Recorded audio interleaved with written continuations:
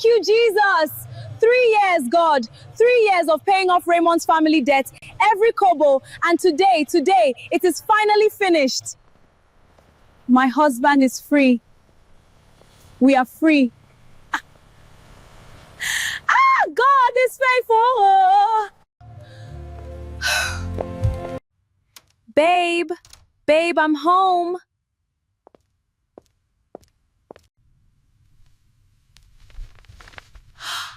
Raymond, what is this? I want a divorce. I am no longer interested in this marriage. Babe, are you serious? Today? I just paid off the last debt today. 3 years, Raymond. 3 years I suffered for you and your family. This is how you are paying me back. After everything I carried, this is what you give me. You make me feel small. You think you are bigger than me in this house. Blessing stands alone. Divorce papers in one hand, celebration cake on the table beside her. She looks at both, and slowly she sinks to the floor. If you are new here, please subscribe before we go any further, because this story is not just about a woman who was betrayed. It is about a woman who was chosen carefully, deliberately, like a tool. And what happens when that tool finally decides it is done being used. Stay with me, because nothing about this story is what it looks like on the surface. Let me take you back to the beginning. Blessing Peters grew up in a one-room apartment in Mushin with her mother and 2 younger brothers. Her father left when she was 9. No dramatic exit, no fight. He just stopped coming home one day, and eventually they stopped expecting him. Her mother sold provisions from a small wooden table outside their compound. Indomie, tin tomatoes, sachet water, candles, whatever people needed. She walked every single day.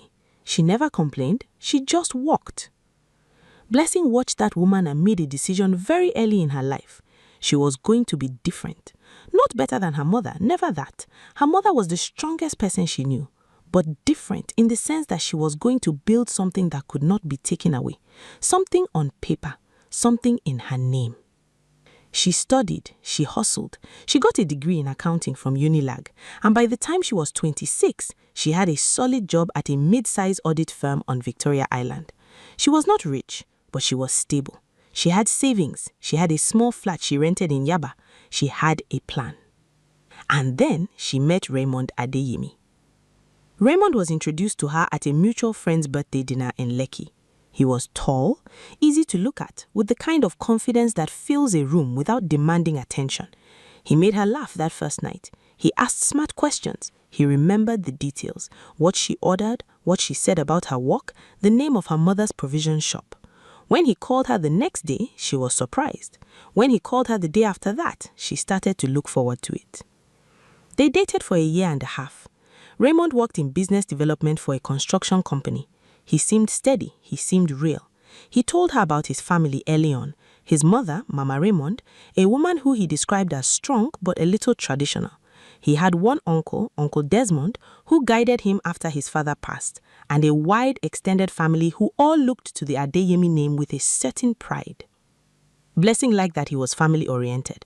She had grown up without enough family. She thought she was finally getting one. She got married on a Saturday in October. The wedding was modest but beautiful. Blessing's mother cried through the whole ceremony. Sandra, her best friend since secondary school, was her maid of honor and kept whispering jokes in her ear during the reception to keep her from crying too. It was a good day, one of the best days of her life. The problems did not start with a fight. They started with a conversation 6 weeks after the wedding. Raymond sat her down one evening with a look on his face she had not seen before. Serious, heavy, like he had been carrying something and had finally decided to put it down. He told her that his family was in some financial difficulty.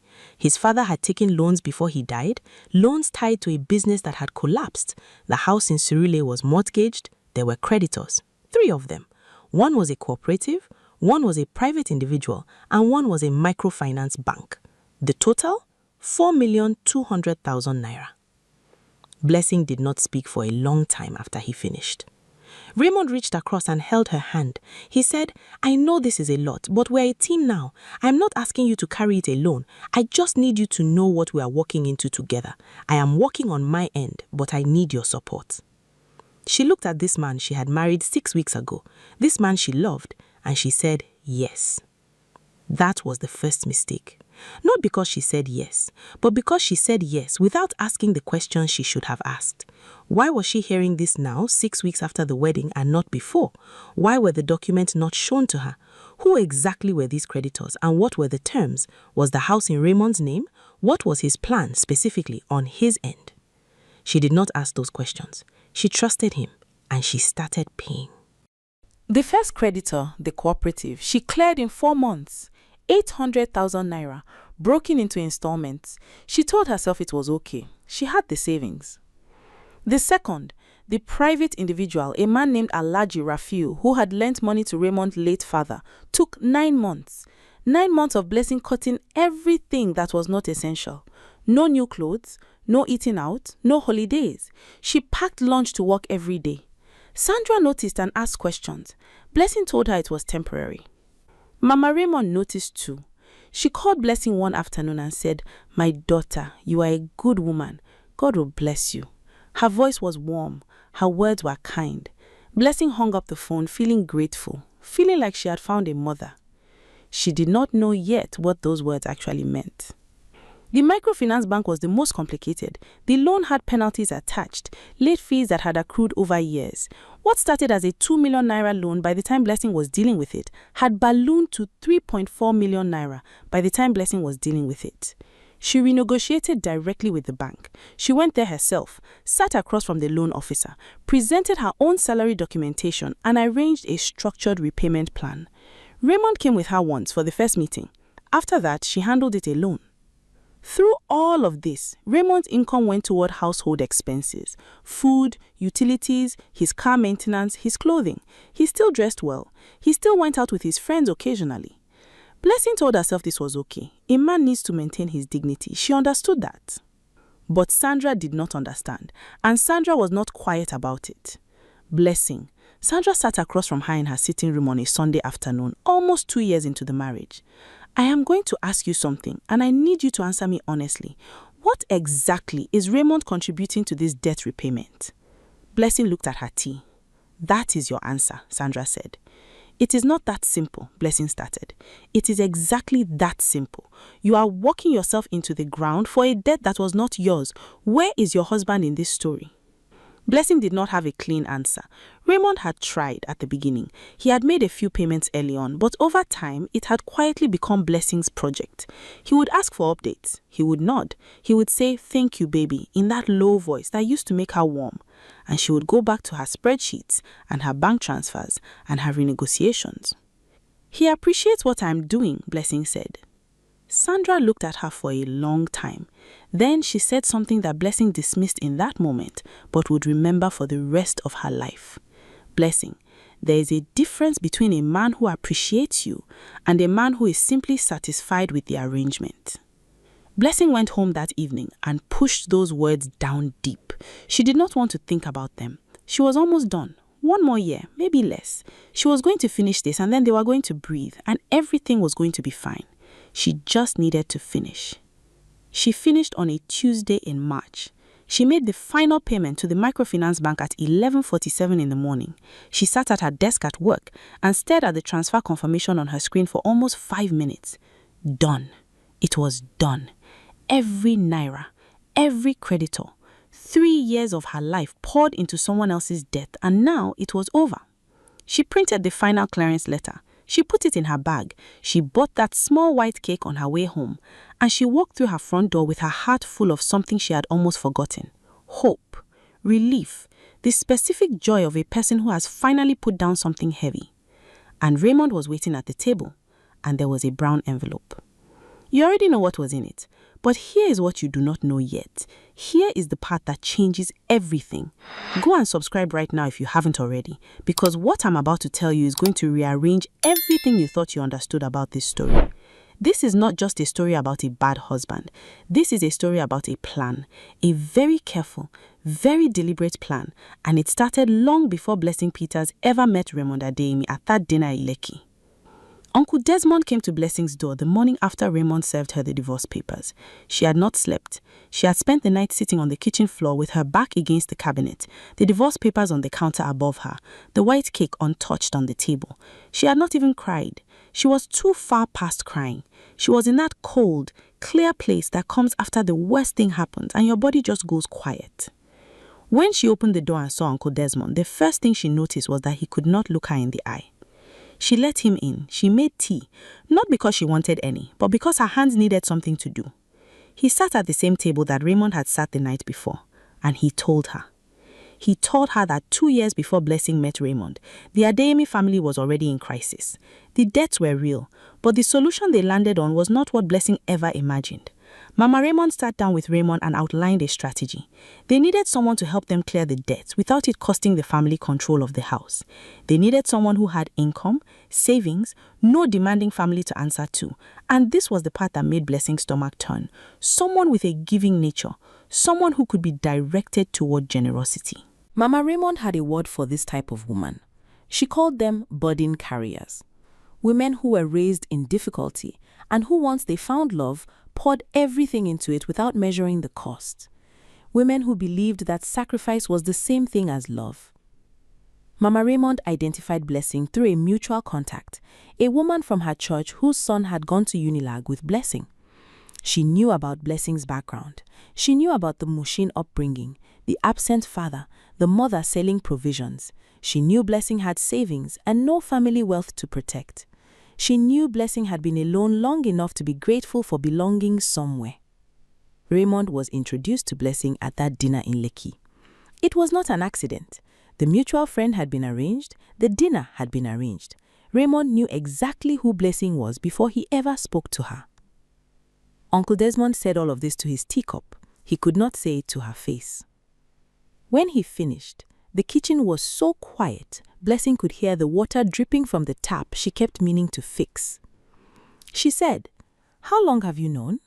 He said, "From the beginning. I tried to talk Raymond out of it before the wedding. He told me I was overthinking it. He said he genuinely liked you. That part I believe. But liking someone and using someone are not mutually exclusive, Blessing. He did both." She asked about the house, the family house in Surulere that she had essentially spent 3 years paying to save. Uncle Desmond finally looked at her, and in his eyes, she saw the answer before he said the words. "It is not in your name." The house that Blessing Peters had paid to rescue, the house she had renegotiated loans for, the house she had sacrificed 3 years of savings to protect, was registered solely in Raymond Adeyemi's name. And with the divorce, unless she fought, it stayed that way. The plan was complete. The debts were cleared.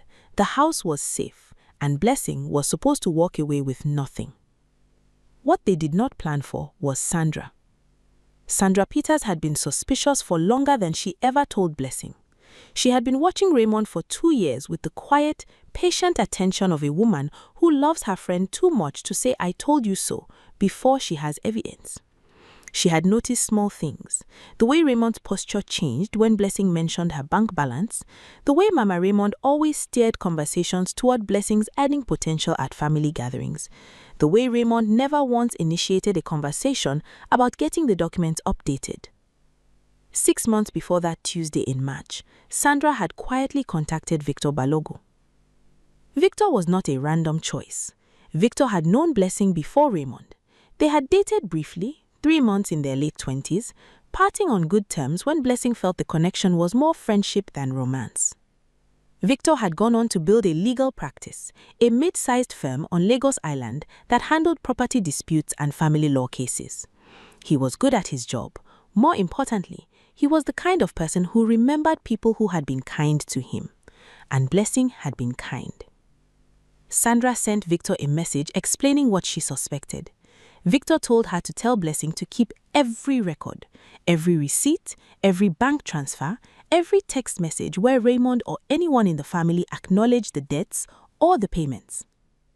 Sandra could not tell Blessing directly, Blessing was not ready to hear it. But she called her that Sunday. She sat in Blessing's sitting room and asked about Raymond's contribution. And when she left that day, she sent Blessing a text that said, "Just keep your receipts, okay? All of them, for everything. Promise me." Blessing had laughed when she read it. Classic Sandra, always paranoid. But she promised. And because Blessing Peters was the kind of woman who grew up with nothing and understood that paper was the only thing that could not be taken from you, she had been keeping records since the beginning anyway.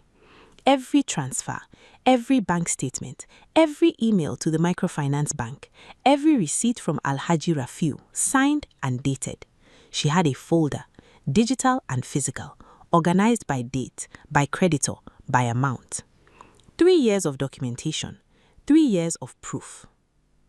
Victor reviewed everything in 48 hours. He called Sandra, Sandra called Blessing, and for the first time since she opened that brown envelope, Blessing left her house with a purpose that was not grief.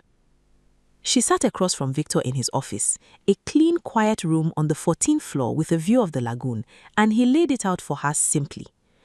Under Nigerian family law, a spouse who makes substantial financial contributions to jointly occupied property has grounds to claim an equitable interest in that property, regardless of whose name is on the title. 3 years of documented payments, contributions directly linked to preserving an asset that the couple benefited from, created a real, arguable legal claim. It was not guaranteed, no legal case is, but it was strong. It was very strong. There was also the matter of the debt payments themselves. Blessing had made payments on behalf of a family she had deliberately brought into under false pretenses. The marriage had been induced, Victor used that word carefully, by calculated misrepresentation. This opened a separate angle entirely. Victor looked at her across his desk and he said, "They planned for you to leave quietly, Blessing. The question is whether you want to leave." She did not answer immediately. She looked at the lagoon through the window. She thought about her mother selling provisions outside their compound in Mushin. She thought about the 9-year-old girl who watched her father stop coming home and learned very early that the world did not protect women who did not protect themselves. She thought about 3 years of packed lunches and skipped holidays and early mornings and late nights. She thought about a white cake sitting untouched on a table. She turned back to Victor and said, "File everything." The letter reached the Adeyemi family on a Thursday morning. Mama Raymond called Blessing by noon. This time, her voice was not warm. It was tight, controlled. The voice of a woman who has been outmaneuvered and is trying not to show it. "Blessing," she said, "let us settle this like family." Blessing said, "We are not family anymore, Mama Raymond. Your son made sure of that." Mama Raymond shifted. She said the house was all they had. She said the family would be disgraced. She talked about Raymond's late father and what he would have wanted. She talked about forgiveness and moving forward. She talked for almost 10 minutes without stopping. When she finally paused, Blessing said, "You identified me at a church member's recommendation. You arranged the dinner in Lekki. You coached your son on how to approach me. You knew about my background before I ever met Raymond. And for 3 years, while I was paying off your family's debts, you called me a good woman and told me God would bless me." Silence. "God did bless me," Blessing said. "He gave me the sense to keep my receipts." She ended the call. Raymond tried next. He showed up at her office one afternoon. She saw him in the lobby from the elevator and turned around before he could see her, took the stairs back up. He sent texts, long ones, the kind that arrive in fragments because there's too much to fit in one message. He talked about love. He talked about his pride, his struggles, his fear of inadequacy. He said she made him feel irrelevant. He said watching her handle everything made him feel like a child in his own home. He said he had convinced himself that living was protecting what was left of his dignity. He said all of these things as if they were an explanation, as if they were supposed to reframe what had been done to her. Blessing read every message once, then she put her phone face down and went back to work. There was one moment, though, one evening about 3 weeks into the legal process, when Blessing sat alone in her flat in Yaba and felt the weight of everything pressed down on her at once. Not grief for Raymond specifically, not even anger anymore, something more complicated. The loneliness of realizing that what you thought was your life was actually someone else's plan. The particular kind of sorrow that comes from understanding that the warmth you felt was real. You felt it genuinely, but it was constructed. Raymond had liked her. Uncle Desmond believed that. But a man can like you and still decide that what you are worth to him is measured in what you can pay. She called Sandra. Sandra came over within 30 minutes, still in her work clothes, with jollof rice in a takeaway container and a bottle of Malta that she knew Blessing always kept in the fridge when she was stressed. They sat on the floor, because neither of them had ever been women who needed the couch for difficult conversations, and Sandra said, "You are allowed to be sad about this, you know. Being angry does not mean you cannot also be sad." Blessing said, "What am I sad about? That it ended or that it happened?" Sandra thought about it. Both, but maybe more that it happened. Because the ending, you are writing yourself. That was true. The ending was hers now. The legal process took 7 months. Raymond's lawyers tried several angles, arguing that Blessing's contributions were gifts, not investments, arguing that she had made the payments voluntarily, arguing that there was no formal agreement entitling her to any share of the property. Victor dismantled every argument methodically, submission by submission. He brought in the bank statements. He brought in the written acknowledgement Raymond had sent Blessing in a text message 2 years ago, a message where Raymond had explicitly said, "Thank you for everything you are doing to save our house." Our house, those 2 words. He brought in the evidence of how the marriage had been arranged, a witness, the mutual friend from the church whose son had introduced them, a woman who initially refused to speak, but who, when faced with the reality of what she had participated in, found her conscience. The Adeyemi family settled. They did not want the full case heard in court. The exposure was too much. The story was too damaging.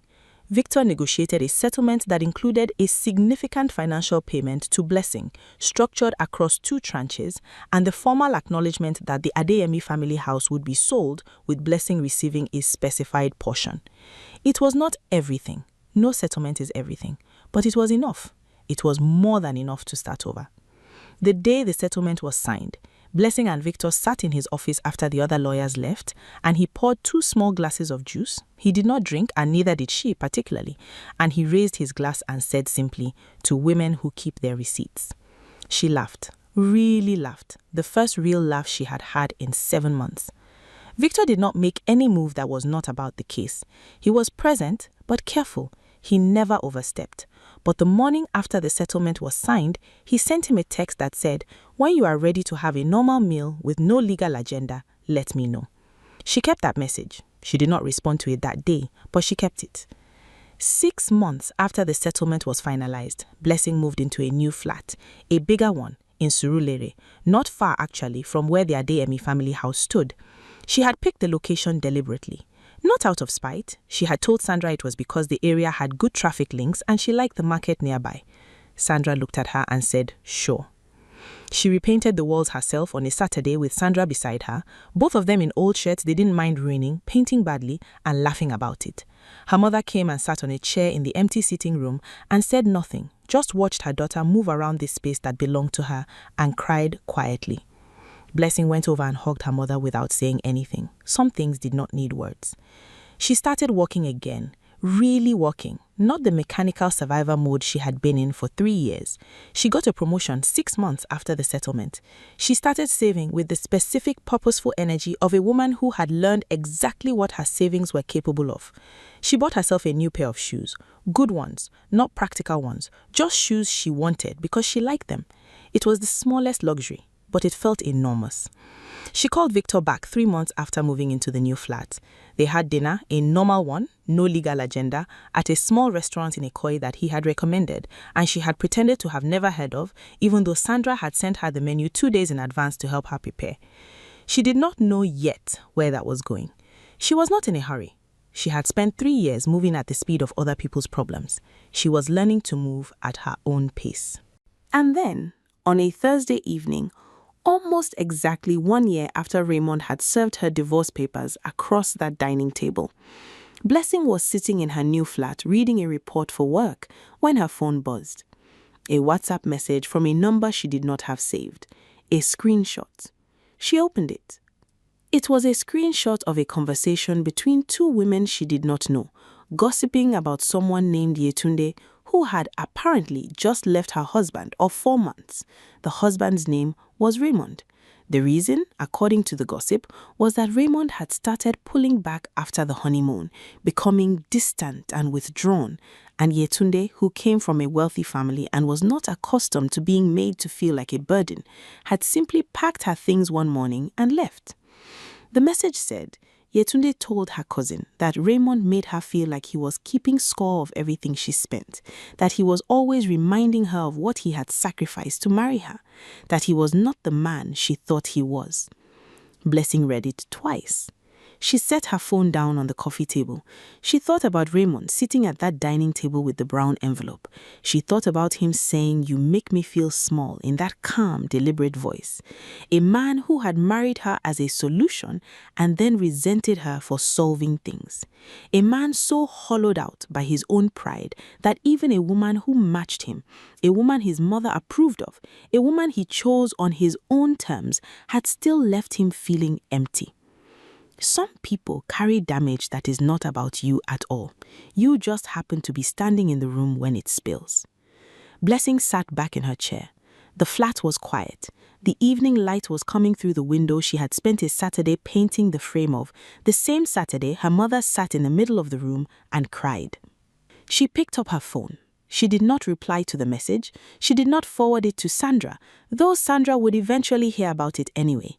She did not feel triumphant. She did not feel sad. She did not feel anything sharp or burning. She felt free. Not the freedom of escape. Not the relief of someone who has barely made it out, but the settled, quiet freedom of a woman who went through something that was designed to break her, documented every step, fought for what was hers, and came out the other side with more than she started with.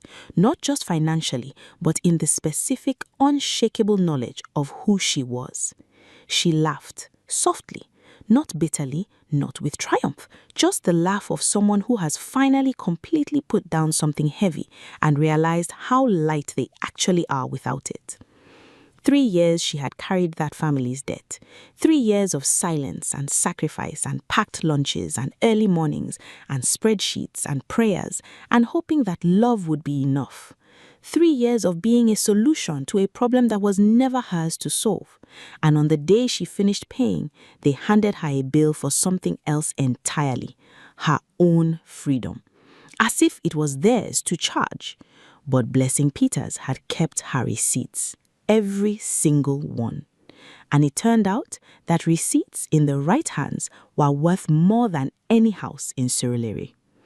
If this story moved you, if any part of it reminded you of someone you know, or something you have been through, or someone you love who is silently carrying what was never theirs to carry, please subscribe to this channel. Share this video. Leave a comment below. Not for the numbers, but because stories like this deserve to be heard.